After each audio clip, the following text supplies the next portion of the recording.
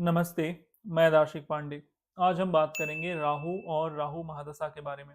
आपके चार्ट में राहु कहीं पर भी प्लेस्ड हो या फिर राहु की महादशा चल रही हो, तो आप उसको कैसे पॉजिटिव बना सकते हैं? कैसे आप राहु की एनर्जी को, वो चाहे प्लेसमेंट हो या फिर महादशा चल रही हो, कैसे आप उसको पॉजिटिवली यूटिलाइज कर सकते हैं?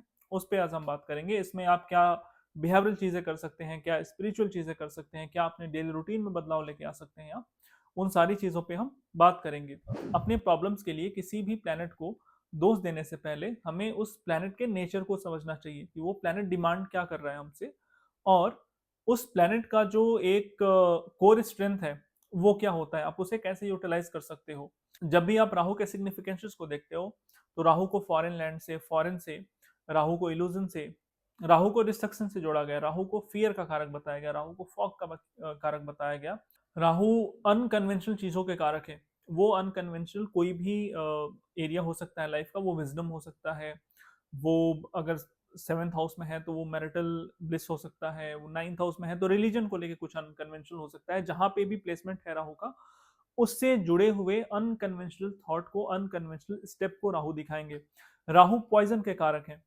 जब ये राहु का आप कारकत्व देखते हो तो आपको थोड़ा सा डर लगता है, लेकिन शक्ति कोई भी है वो निगेटिव या पॉजिटिव नहीं होती है।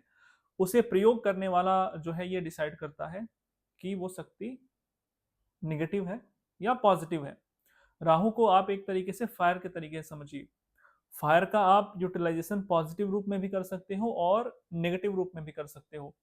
आप फायर को लेके खाना बना सकते हो, आप फायर को लेके खाना बना सकते हो, आप उसी फायर से कुछ और उसका यूटिलाइजेशन कर सकते हो, लेकिन उसी फायर से आप आग भी लगा सकते हो, उसी फायर का एक डिस्ट्रक्टिव यूज भी हो सकता है।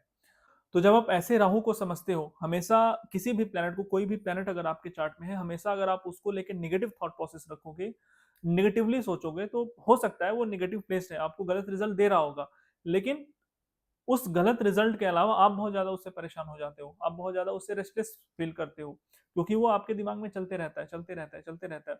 और अगर कुछ पॉजिटिव भी होने वाला है, if let's suppose anything is about to happen positive cause of that planet, आप उसकी संभावना को खत्म कर देते हैं खुद से। तो ये नहीं करना है। राहु को थोड़ा और अगर आप समझेंगे, राहु आपके चार्ट में जहां पर भी, जिस भी हाउस में बैठे हुए हैं, जिस भी प्लैनेट के साथ उनका कॉम्बिनेशन आपके चार्ट में बन रहा है, उस हाउस और उस प्लैनेट को लेकर के वो आपको स्ट्रॉन्ग एम्बिशन देते हैं। उस प्लैनेट को लेकर के आपके मन में डिजायर आता है। Again I am repeating the word is strong ambition and Dzire. ये आप पे निर्भर करता है कि ये जो स्ट्रॉन्ग एम्बिशन है, इसे ग्रीड में बदलना है, ऑब्सेशन में बदलना है, या फिर इस स्ट्रॉन्ग एम्बिशन का पॉजिटिवली यूज करना है। ये बिल्कुल 100% आप पे निर्भर करता है। कभी कभी आप अपने डिसीजन से और एक्शन से, आपके चार्ट में अगर एक प्लैनेट थोड़ा सा चैलेंजिंग होकर बैठा है तो आप उसे ट्रिगर कर देते हो, और फिर आपको उस प्लैनेट का मिलता है निगेटिव रिजल्ट। तो राहु हो, सैटर्न हो, और भी कोई प्लैनेट हो, वो हमेशा कोई ना कोई पॉजिटिव चीज आपके चार्ट में लेकर डिलीवर करने को बैठे होते हैं, लेकिन वो आपके एक्शंस होते हैं जो उन्हें ट्रिगर करते हैं, और फिर प्लैनेट धीरे धीरे धीरे करके नेगेटिव रिजल्ट डिलीवर करने लग जाता है। तो वैसे ही जैसा मैं राहु के बारे में आपको बता रहा था, राहु जिस भी हाउस में होते हैं, he is going to deliver strong ambition and desire. It's up to you that how you gonna utilize that. ये आप पे निर्भर करता है कि आप उसे कैसे यूटिलाइज करेंगे। आप उसे ऑब्सेशन में बदलेंगे, आप उसे रेस्टलेसनेस में बदलेंगे, आप उसी चीज को लेकर के, आपको अब नींद आनी बंद होनी है, कि आप उसी चीज का यूज करके लाइफ में आगे बढ़ जाएंगे, उसी चीज को लेकर के आप लाइफ में ग्रोथ करेंगे, प्रोग्रेस करेंगे। राहु को एक लेकर के जो बिहेवियरल चीज मैंने देखी है कंसल्टेशन में भी लोगों से बात करके, जहां पे भी राहु प्लेस्ड होता है, या फिर बहुत ज्यादा जिन पे राहु का प्रभाव है, आप देखेंगे वो बहुत ज्यादा ऑनेस्ट नहीं होते हैं।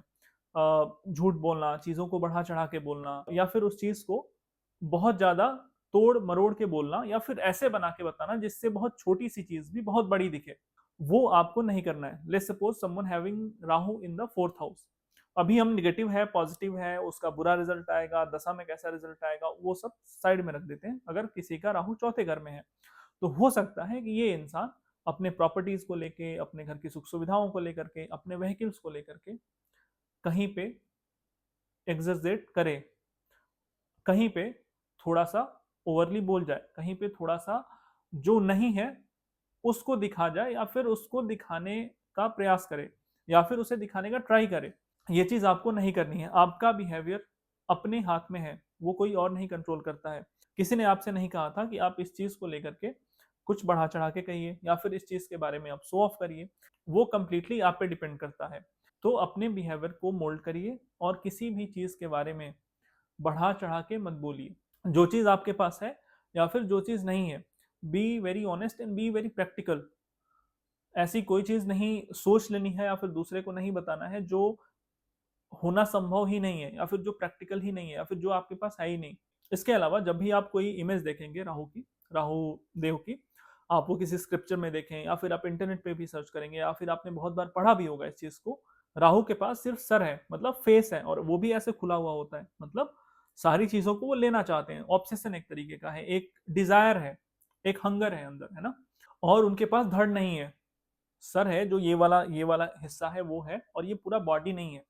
ये किस चीज को सिंबलाइज करता है? ये सिंबलाइज करता है, फॉर एग्जाम्पल, अगर आपको कहीं वॉक करके जाना है ना, कुछ चीज अपने लाइफ में आपने गोल बनाया कि आज से 2 साल, 2.5 साल, 4 साल बाद मुझे एक्स अमाउंट ऑफ मनी इकट्ठा करना है, मेरे पास होना चाहिए, मेरा bank balance x amount of होना चाहिए।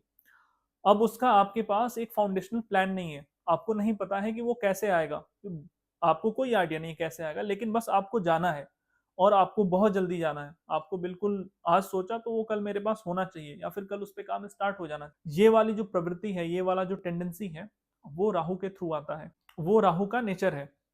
तो जिस भी हाउस में राहु है, अगर राहु की महादशा चल रही है, अगर आप सेफ रहना चाहते हैं, अगर आप चाहते हैं कि जो भी 18 साल का पीरियड है या फिर जहां पे भी राहु प्लेस्ड है वो सिग्निफिकेंसेस ठीक ठाक तरीके से मिल जाए, वो टाइम ठीक ठाक निकल जाए, तो ऐसा कोई भी काम मत करिए जिसका आपके पास लेआउट ना हो, जिसका आपके पास कोई प्लान ना हो, उस वो करने से बचिए। इसको थोड़ा और मैं आसान तरीके से समझाता हूँ। There are two things, the first one is sadhan and the second one is sadhya. साध्य का मतलब होता है कि आपको क्या चाहिए, आपका अंतिम लक्ष्य क्या है। साधन का मतलब होता है वो आपको कैसे प्राप्त करना है, आप किस तरीके से उसे प्राप्त करना चाहते हैं। अगर आपने मॉडर्न हिस्ट्री पढ़ी होगी, अगर आपने फ्रीडम स्ट्रगल को पढ़ा होगा, तो महात्मा गांधी जो है, उनकी जो फिलॉसफी है वो साधन और साध्य के फाउंडेशनल वैल्यू पे टिकी हुई है ना। वो कहते हैं कि अगर आपके पास कोई भी, if you want to achieve anything, you should be very very pure with your sadhan. आपका साधन अपवित्र नहीं होना चाहिए। तो जब भी आपके पास लगता है कि आपको राहु की कोई प्रॉब्लम चल रही है, अगर आप उस प्रॉब्लम से बचना चाहते हैं, तो ये जो साधन वाला कॉन्सेप्ट है, साध्य आपका कुछ भी हो सकता है, लेकिन साध्य तक जाने का जो साधन है वो बहुत मैटर करता है, और वही सारे राहु प्रॉब्लम्स की जड़ होता है, वही सारे राहु प्रॉब्लम्स को ट्रिगर करता है। तो उस साधन को नैतिक रखिए, उस साधन को बिल्कुल, उस साधन के विषय में क्लियर रहिए, वो आपके लिए कहीं से भी प्रॉब्लम क्रिएट ना करे। आपको जितनी चीजें मैं यहाँ पे बता रहा हूँ, दे आर नॉट रेमेडीज, ये कोई रेमेडी नहीं है। ये सिर्फ मैं राहु की एनर्जी को आप कैसे पॉजिटिवली यूटिलाइज कर सकते हैं, आप कैसे अपने आप को पॉजिटिवली चैनलाइज करके उस राहु के नेगेटिव इफेक्ट से आप बच सकते हो। फिर एक बार अगर प्रॉब्लम आपके पास आ गई, उसको सॉल्व करना इज वेरी वेरी डिफिकल्ट। तो सबसे पहले सॉल्यूशन आप हैं, है ना। वो कोई स्पिरिचुअल रेमेडी नहीं है, वो कोई यज्ञ, कोई मंत्र, कुछ भी नहीं है। सबसे पहले अपनी प्रॉब्लम्स का सबसे पहला विकल्प जो है, जो सबसे पहली रेमेडी है, वो सिर्फ और सिर्फ आप हैं। जब तक आप ठीक नहीं है, तब तक कोई रेमेडी काम नहीं करेगी। और ये राहु की फाउंडेशनल वैल्यूज हैं, ये वो फाउंडेशनल वैल्यूज हैं। अगर ये नहीं है, आप कोई भी रेमेडी कर लीजिए राहु की, आप कुछ दान कर सकते हैं, आप कोई यज्ञ करवा सकते हैं, आप कोई हवन करवा सकते हैं, आप कुछ भी करवा सकते हैं, लेकिन इस फाउंडेशन के बिना उस चीज का 100% रिजल्ट देना पॉसिबल नहीं है। हो सकता है 1 महीने के लिए वो ठीक कर दे, हो सकता है 2 महीने कर दे, 2 साल कर दे, 4 साल कर दे। महादशा 18 साल की होती है, प्लेनेट तो आपको पूरे लाइफ टाइम के लिए मिला हुआ है, उसे जब मौका मिलेगा आपको परेशान करने के लिए वो आ जाएगा। जो नेक्स्ट स्टेप है वो है शॉर्टकट्स और एडिक्शन। इसको थोड़ा सा इलेबोरेट करके मैं बता देता हूँ। जैसा मैंने कहा कि राहु के पास सिर्फ सिर है और उन्हें साध्य दिखता है, मतलब उन्हें क्या पाना है वो दिखता है, साधन क्या होगा वो नहीं पता होता है, और बहुत जल्दी पाने की इच्छा होती है। तो जो शॉर्टकट का कॉन्सेप्ट है वो यहीं से आता है। जो जल्दी चीजों को करने का, जल्दी चीजों को पाने का, जल्दी किसी भी चीज को अचीव कर लेने का हंगर है, वो इसी कॉन्सेप्ट से आता है। आपको क्या करना है, अगर आपने कुछ भी डिसाइड किया है, for example you have two by a land, for example you have two by a car, तो आप उसमें कोई भी ऐसा काम मत करिए जो प्रोसेस 6 महीने का है उसे 3 महीने में कन्वर्ट करने का ट्राई मत करिए। आप देखेंगे जितने भी लोगों से बात करेंगे, अगर वो राहु की महादशा में है या फिर उनको कोई ऐसा ट्रबल आया हुआ है लाइफ में, तो आप देखेंगे उन्होंने कोई ना कोई ऐसा अपनी लाइफ में इवेंट जरूर क्रिएट किया होता है कि मुझे ये प्रॉपर्टी लेनी थी और मुझे ऐसा लगा कि अगर इस तरीके से मैं लेता हूँ तो काफी जो है परेशानी कम हो जाएगी और जल्दी मैं उसे ले लूंगा। तो मैंने ट्राई किया लेकिन मेरा पैसा जो है 6 साल से वहीं रुका हुआ है। या फिर और भी बहुत सारी चीजें इसमें हो सकती हैं। तो जब भी आप कोई डिसीजन लीजिए अपने लाइफ में, राहु जिस हाउस में है उस हाउस को लेकर के, या फिर अगर महादशा में है आप, या फिर ऐसा कुछ भी कॉम्बिनेशन हो रहा है आपके चार्ट में, तो अपने आप को समझाइए, उस पर और ब्रेनस्टॉर्मिंग करिए, और उसमें जो भी आपके पास ऑप्शंस हो सकते हैं और जो उसमें सबसे सेफ ऑप्शन है, सेफ के बजाय जो उसमें सबसे एथिकल और करेक्ट ऑप्शन है उसको चूज करिए। राहु का एक जो सिग्निफिकेंस है ना, वो है कंफ्यूजन। मतलब आपको कंफ्यूज करना, इल्यूजन देना, आपको आपको भ्रम में रखना। और कोई भी इंसान अगर कंफ्यूज है और अगर वो भ्रम में जी रहा है, तो सबसे उसका जो अच्छा सॉल्यूशन होता है वो होता है ज्ञान। ज्ञान के अलावा दुनिया में ऐसी कोई चीज नहीं है जो भ्रम को दूर कर दे। हो सकता है 2 दिन, 4 दिन, 5 दिन, 10 साल के लिए किसी को आप भ्रम से बाहर लेके आ सकते हैं उसके साथ रह के, लेकिन आप जिस दिन उसके पास से हटेंगे वो फिर उसी लूप में चला जाएगा। और ज्ञान के जो कारक हैं वो जुपिटर होते हैं, विजडम के कारक होते हैं जुपिटर। तो अपने जुपिटर को स्ट्रेंथन करिए, मंदिर जाना, सत्संग में जाना, या फिर कोई भी ऐसी चीज पढ़ना, सुनना, देखना जो आपको विजडम देती हो, जो आपके इंटेलेक्चुअल कैपेसिटी को, स्पिरिचुअल इंटेलेक्चुअल कैपेसिटी को बढ़ाती हो, जो आपके जुपिटर को स्ट्रेंथन करती हो, उसे करिए। राहु का बहुत अच्छा सॉल्यूशन है ये। इसके आगे जब हम देखते हैं तो जैसे मैंने कहा, राहु इज द कारक फॉर कंफ्यूजन। राहु कंफ्यूजन भी देते हैं, राहु बहुत ज्यादा मेंटल ट्रॉमा भी देते हैं। ये ऐसा नहीं कि सिर्फ कंफ्यूजन वो नॉर्मल वाला कंफ्यूजन है कि नहीं मैं ये चूज करूं ये चूज करूं, आप उसको लेकर के कंफ्यूज हैं। राहु अगर मेलेफिक इफेक्ट में आकर के कहीं मून से कनेक्ट हो गए तो बहुत ज्यादा आपको मेंटल टॉर्चर या ट्रॉमा मिल सकता है, और उस ट्रॉमा से बचने के लिए बहुत सारे लोग एडिक्शन की तरफ चले जाते हैं। It's all together different topic, but मैं थोड़ा सा यहाँ पे मेंशन कर दे रहा हूँ। अगर कोई भी आपके पास ऐसी चीज है, अगर आपको कोई, अगर आपको लग रहा है कि अगर आप किसी मानसिक समस्या से जूझ रहे हैं, अगर आप बहुत ट्रॉमा झेल रहे हैं, बहुत ज्यादा कंफ्यूजन है, बहुत परेशान है आप मानसिक रूप से, तो इन सब चीजों से दूर रहिए। नहीं तो आप हो सकता है किसी और प्लेनेट के टाइम पीरियड में अगर जाएंगे तो बाहर आ जाएंगे, लेकिन अगर ये इफेक्ट उस प्लेनेट से आ रहा होगा, राहु से आ रहा होगा, तो फिर बाहर आ पाना it's very very difficult for you. तो दूर रहिए और अपने जुपिटर को स्ट्रेंथन करिए। राहु का जो एक सिग्निफिकेंस है वो है कि जो भी ट्रेडिशनल वैल्यूज हैं उनके अगेंस्ट जाना। नॉट एग्जैक्टली ट्रेडिशनल वैल्यूज के अगेंस्ट जाना, बट कुछ आउट ऑफ द बॉक्स करना, कुछ ऐसा करना, मतलब कुछ ऐसा सोच लेना जो किसी और को नहीं पता है। राहु डोमिनेंट पर्सन को ये लगता है कि जो मुझे आता है वो यहाँ बैठे हुए किसी भी इंसान को नहीं पता है, ना आता है। तो कोई भी ऐसा काम मत करिए जो आपका ट्रेडिशन, जो आपको वैल्यूज सिखाई गई, जो आपको संस्कार सिखाए गए, जो आपको अपने परंपरा, परिवार, कुल से मिला हुआ है, उसके अगेंस्ट मत जाइए। पॉजिटिवली जाना इट्स ऑलवेज बेटर, निगेटिवली मत जाइए। जो चीजें अब करेक्ट की जानी चाहिए उनसे उन्हें आप करेक्ट कर सकते हो, लेकिन निगेटिवली आप उस वैल्यू को, उस संस्कार को मत तोड़िए। अगर आप इसे पॉजिटिवली यूटिलाइज करना चाहते हैं तो आप प्लेस चेंज कर सकते हैं अपना, आप किसी ऐसी जगह पे जा सकते हैं जो जो आपके लिए बिल्कुल नहीं हो। जिस संस्कृति, परंपरा, संस्कार से आप जुड़े हुए हैं, जिस मिट्टी से आप जुड़े हुए हैं, जिस खाने से आप जुड़े हुए हैं, जिस कल्चर से आप जुड़े हुए हैं, उस जगह का कल्चर आपके इन सारी चीजों से डिफरेंट हो, आपके कल्चर से डिफरेंट हो, आप वैसी जगह पे जा सकते हैं। आप कोई नई लैंग्वेज सीख सकते हैं, आप कोई नई स्किल सीख सकते हैं, आप कुछ ऐसा कर सकते हैं जो बिल्कुल आउट ऑफ द बॉक्स है, कंस्ट्रक्टिव वे में, पॉजिटिव वे में वो कर सकते हैं। हमेशा अपने आप को निगेटिवली ट्रिगर करना is not a good thing. वही चीज आपके लिए एक लूप क्रिएट करेगी, फिर आप प्रॉब्लम्स में फंसे रहेंगे। और बहुत जगह मैं देखता हूँ कि राहु की प्रॉब्लम है तो सुडोकू खेलिए, राहु की प्रॉब्लम है तो ये करिए, कुछ उससे नहीं होता है। जब तक आप खुद को ठीक नहीं करेंगे, आधे घंटे बैठ कर सुडोकू खेलने से कुछ नहीं होता है। बहुत सारे लोगों को मैंने देखा है कि वो जो स्नेक वाला गेम आता है वो खेल रहे होते हैं या फिर सुडोकू खेल रहे होते हैं। It's nothing going to happen, trust me. जब तक आप खुद को चेंज नहीं करेंगे, आधे घंटे सुडोकू बैठ के खेलना कितना आसान है ना, गेम खेलना कितना ईजी है, लेकिन अपने आप को चेंज करना, अपने वैल्यूज को चेंज करना, अगर कुछ ऐसा थॉट आ रहा है उस पर कंट्रोल करना, इट्स डिफिकल्ट। आपको नहीं अच्छा लगेगा, वो आप नहीं कर पाएंगे वो। तो आपको लगता है कि नहीं चलो वो नहीं हो पाता है, आधे घंटे सुडोकू खेल के प्लेनेट को कंट्रोल कर लेता हूँ। मतलब यूनिवर्स इतना बड़ा है कि आप सुडोकू खेल के और यूनिवर्स को कंट्रोल कर लेंगे? आप ऐसे कैसे सोच सकते हैं? अगर आपको कुछ करना है तो पहले आप खुद को चेंज करिए, ताकि आपकी एनर्जी पॉजिटिव हो और जो यूनिवर्स पॉजिटिव एनर्जी आपके लिए ट्रांसमिट करना चाहता है, उसे आप एटलीस्ट अट्रैक्ट कर पाएं, उसे एटलीस्ट आप अपने अंदर ले पाएं, उससे कुछ कर पाएं। तो जो इंटरनेट पे ऐसी रेमेडीज मौजूद होती हैं कि सुडोकू के लिए कुछ ऐसा नारियल बहा दीजिए, उससे कुछ हो जाएगा, उससे कुछ भी नहीं होगा। आप होगा, हो सकता है कि हो जाए, लेकिन अगर आप खुद को कंट्रोल नहीं करेंगे, आप नारियल बहा के आके और फिर बैठ के ड्रिंक कर रहे हैं, आप नारियल बहा के आ रहे हैं और फिर सोच रहे हैं कि कहाँ किसका पैसा ले लूं कि मेरे पास मेरा बैंक बैलेंस बढ़ता रहे, तो फिर it is going to only destroy you. आज नहीं तो कल उसका रिजल्ट आपको मिल जाएगा। इसके अलावा राहु जो मार्जिनल लोग हैं, जिसे समाज में परिधि के लोगों के रूप में जाना जाता है, जो लोग जिन्होंने सोशियोलॉजी पढ़ा होगा, उसमें जो समाज का पेरिफेरी का क्लास होता है, जो लोअर क्लास होता है, उनको भी राहु रिप्रेजेंट करता है। ऐसे लोग, it is not about periphery, it is about जो लोग वंचित हैं, जो लोग समाज में जिनको प्रॉपर रिसोर्सेज नहीं मिल पाए हैं, जिनको वो मौका नहीं मिला है आगे बढ़ने का, आप उनकी सेवा करिए, आप उनके लिए कुछ करिए। आप इसको सैटर्न से रिलेट मत करिएगा कि सैटर्न लेबरर्स को दिखाता है, सैटर्न स्वीपर्स और क्लीनर्स को दिखाता है, सैटर्न आपके घर में मेड को दिखाता है तो मैं उसके लिए कुछ कर दूं।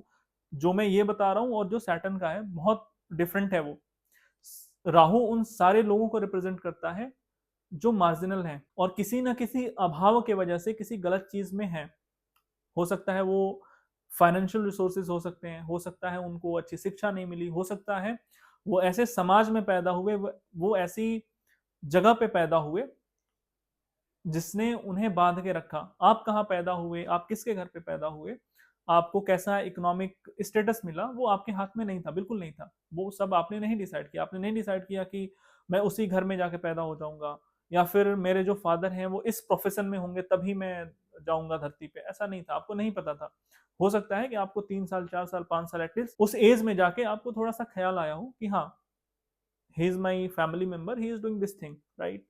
तो ऐसे लोग जो नेचुरल फोर्सेस के वजह से या फिर यूनिवर्स के वजह से मार्जिनल कैटेगरी में है, हाशिए पर हैं, उनको प्रॉपर रिसोर्सेज नहीं मिले हैं और किसी न किसी प्रॉब्लम में है, किसी न किसी स्कैर्सिटी से जूझ रहे हैं। वो हेल्थ हेल्थ प्रॉब्लम हो सकता है, वो एजुकेशन का प्रॉब्लम हो सकता है, वो घर में पीस का प्रॉब्लम हो सकता है, डोमेस्टिक पीस का प्रॉब्लम हो सकता है, वो एडिक्शन का प्रॉब्लम हो सकता है, वो कोई ऐसा डिजीज हो सकता है जो अनसॉल्वेबल है। ऐसे लोगों की हेल्प करिए। ऐसे लोगों को जो भी आप हेल्प कर सकते हैं, जो भी आप उनके लिए कर सकते हैं, please try to do that. It is going to positively strengthen your Rahu. आपको एग्जांपल देके समझाता हूँ राहु आपको कैसे इमोशनली परेशान कर सकते हैं। कर्ण का नाम आपने सुना होगा, कर्ण के बारे में आपने पढ़ा भी होगा और कर्ण के बारे में बहुत कुछ आपने देखा भी होगा। कर्ण के जीवन की जो समस्या थी वो थी कि उन्हें अपनापन नहीं मिला, वो थी कि उन्हें जो प्यार मिलना था, जो एक फैमिली का साथ मिलना था, वो नहीं मिला। बचपन में ही उन्हें छोड़ दिया गया। वो एक इमोशनल घाव की तरीके से रहा उनके अंदर।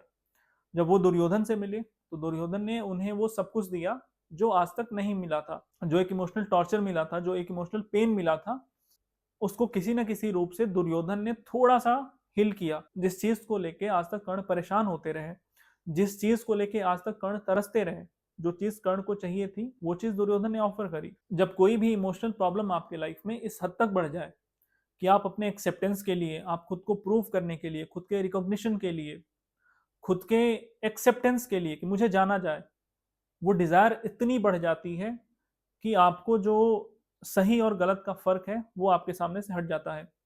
कर्ण को यही लगता रहा कि I am correct, I am on the path of Dharma, but he was not actually. वो नहीं थे। जब आप महाभारत पढ़ते हैं या फिर देखते हैं तो भीष्म पर्व में कर्ण कहते हैं श्री कृष्ण से, वो कुछ प्लानिटरी कॉम्बिनेशन बताते हैं, ये प्लानिटरी कॉम्बिनेशन हो रहा है और जो कौरव हैं वो इस युद्ध को हार जाएंगे। मैंने इसके बारे में ट्विटर पे एक थ्रेड लिखा था, आप उसको जाके पढ़ सकते हैं। उन्हें पता था, कर्ण को ये पता था कि we are going to lose the war and we are not correct actually. उन्हें कृष्ण ने समझाया है, उन्हें ज्ञान मिला है, लेकिन राहु का जो इल्यूजन है, राहु ने जो डिजायर दिया हुआ है वहां पे, और ये बेस्ट एग्जाम्पल है। अगर आपको राहु का इफेक्ट समझना है, this is one of the best examples. वो जो डिजायर है कि मुझे कुछ पाना है, कुछ अचीव करना है, जो आज तक मुझे नहीं मिला है, वो किसी भी हालत में मुझे चाहिए, वो कर्ण के सामने से धर्म और अधर्म के पर्दे को हटा देता है। और जो कॉन्सेप्ट है शनिवत राहु, आपने सुना होगा, कुजवत केतु शनिवत राहु। तो भगवान शनि के जीवन में क्या हुआ? शनि को भी यही वंचना, यही अकेलापन, यही आइसोलेशन, यही फैमिली का साथ नहीं मिलना, सारी चीजें सनी के जीवन में भी थी। शनिवत राहु जो हम एक कॉन्सेप्ट बताते हैं ना, शनिवत राहु, वो सब चीजें सनी के साथ जो जो चीज हुई थी वो कर्ण के साथ हुई। उनकी माता ने, अलग तरीके से हुई, एग्जैक्टली नहीं हुआ है वैसे, लेकिन उनकी माता ने उनको प्रवाहित किया। जो भी उनके साथ हुआ आप देखेंगे, उन जो लॉर्ड सैटर्न की फैमिली ने उनके साथ किया, वो सारी चीजें कर्ण के साथ हुई हैं। और आप इससे शनिवत राहु जो है, आप उसको इस एग्जाम्पल से बहुत अच्छे तरीके से समझ सकते हैं। इसमें एक और एग्जाम्पल है रावण का। रावण महापंडित था, किस चीज का उसे ज्ञान नहीं था? ऐसा कोई शास्त्र नहीं है जिसका वो ज्ञाता नहीं था। वो महादेव की पूजा करता था, लेकिन महादेव की पूजा किस लिए करता था?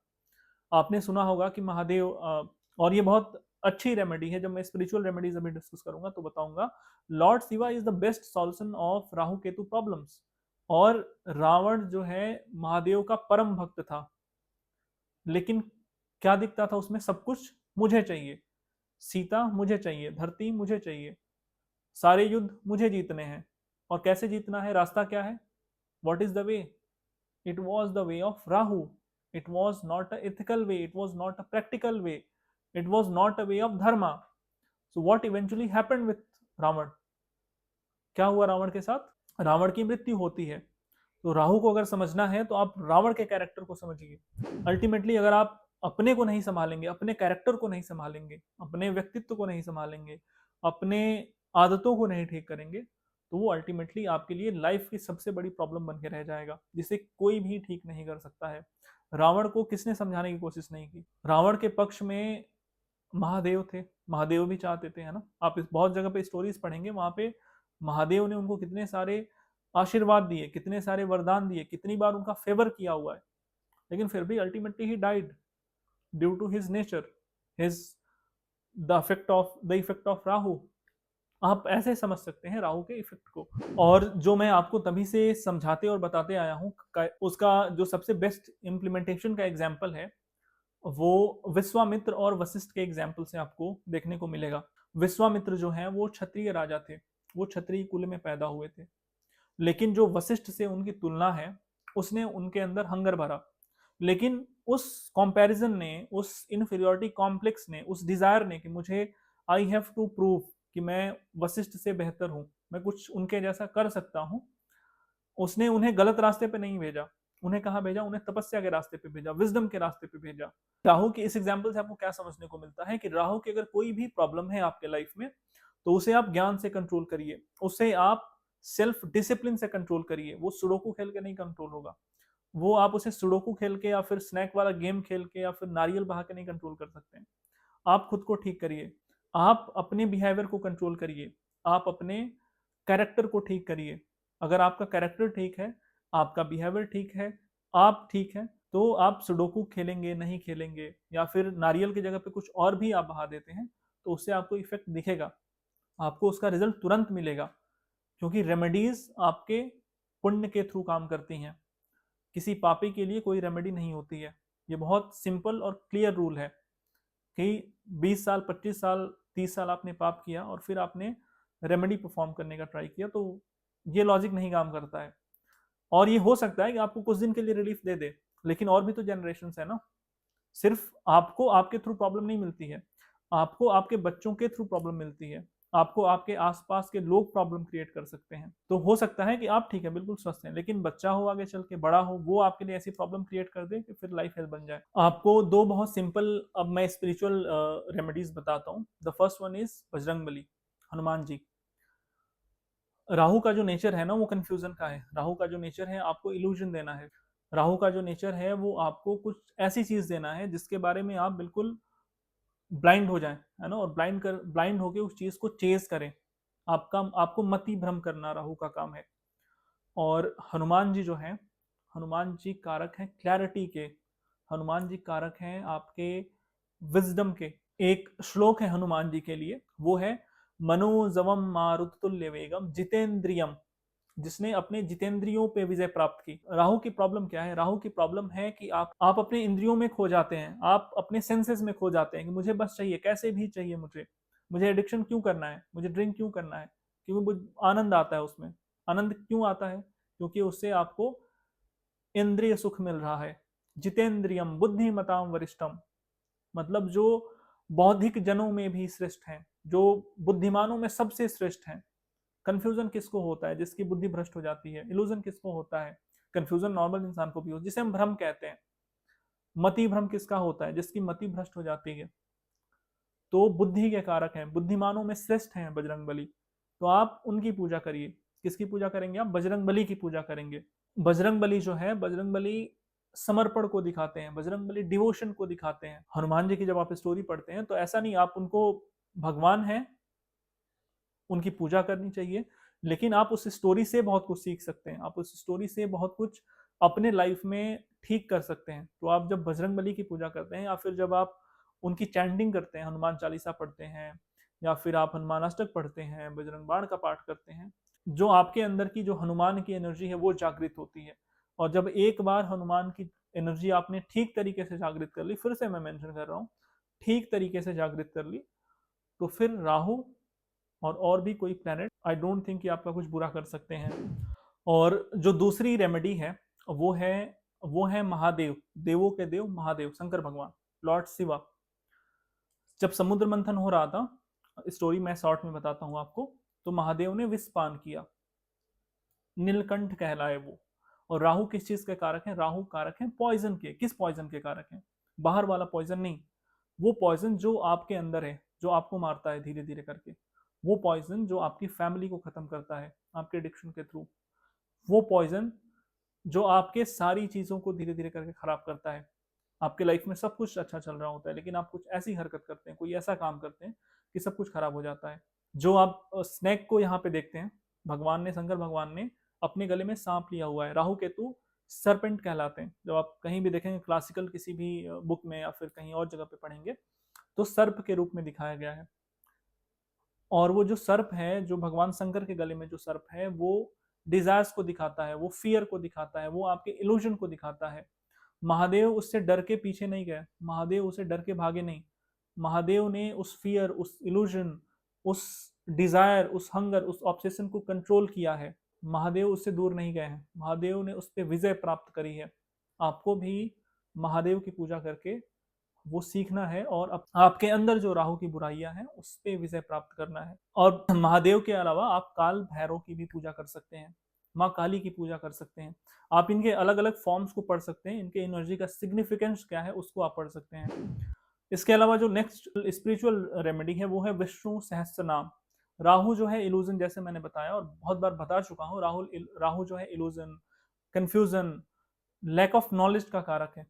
और जो विष्णु सहस्त्र नाम है वो आपके जुपिटर को स्ट्रेंथन करता है, आपके ज्ञान को बढ़ाता है, आपको तैयार करता है ताकि आप ज्ञान को एक्सेप्ट कर पाए। जब आप समुद्र मंथन की कहानी पढ़ते हैं तो वहां पे राहु जो है वो देवताओं के बीच में जाकर बैठते हैं। भगवान विष्णु उन्हीं के तरीके से, उन्हीं के साधन का प्रयोग करके, क्या साधन था? वो साधन था छल का, साधन था उस पावर का जिसका यूज किया। वो पावर क्या था? छल करना, दूसरा वेश धारण करना। राहु को, राहु की शक्ति का प्रयोग करके भगवान विष्णु ने मारा था, मोहिनी रूप धारण किया था। तो अगर राहु को राहु के तरीके से ठीक करना है, अगर वो एनर्जी अपने अंदर लेके आनी है कि कोई काम आप अनैतिक भी ना करें और राहु की सारी प्रॉब्लम्स को आप सॉल्व कर लें, तो the one remedy which can help you is Vishnu सहस्त्र नाम। आप अच्छे से उसका प्रोनाउंसिएशन सीख सकते हैं, सीख के करिएगा, गलत प्रोनाउंसिएशन, गलत उच्चारण मत करिएगा। विजडम आपका जैसे जैसे जैसे जैसे जुपिटर स्ट्रेंथन होगा, जैसे जैसे आपका विजडम बढ़ेगा, जैसे जैसे आपके अंदर ज्ञान आएगा, राहु की प्रॉब्लम्स आपके जीवन से सॉल्व हो जाएंगी। और जो भी राहु महादशा में आपके पास प्रॉब्लम्स आती हैं वो सॉल्व हो जाएंगी। तो आप ट्राई करिएगा, hope it's helps you. Thank you.